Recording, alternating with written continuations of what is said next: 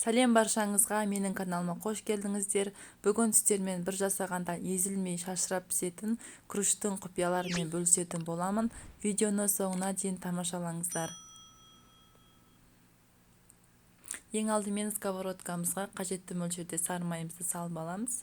Күрішімізді алдын ала тазалап жуып, суын төгіп, аздап кептіріп аламыз күрішімізді.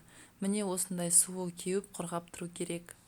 Осы дайын болған күрішімізді салып 2-3 минут қуырып аламыз. Көп қуырып жібермеңіздер, күріштеріңіз қатты болып қалуы мүмкін. Сары майдың орнына сұйық маймен қуырсаңыздар болады. Сары маймен қуырсаңыздар күріштеріңіз ерекше дәм беріп тұрады. Осылай 2-3 минут қуырып аламыз. Одан кейін қажетті мөлшерде суын құйып, татымына қарай тұзын саламыз.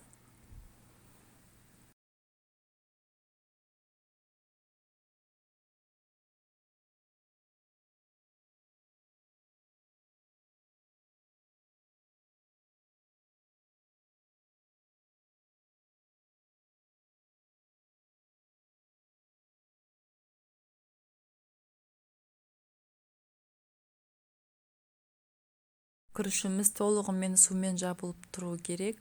Суын құйып болғаннан кейін крышкасын жауып 10-15 минут баяу отта пісіріп аламыз. Бетін ашып, араластырудың қажеті жоқ. Міне менің күрішім шамамен 15 минутта пісіп дайын болды. Осы рецептпен жасап көріңіздер, сіздерге ұнайды деген сенімдемін. Баршаңызға ас болсын. Менің каналыма тіркеліп, қоңырау белгісін басып қоюды ұмытпаңыздар.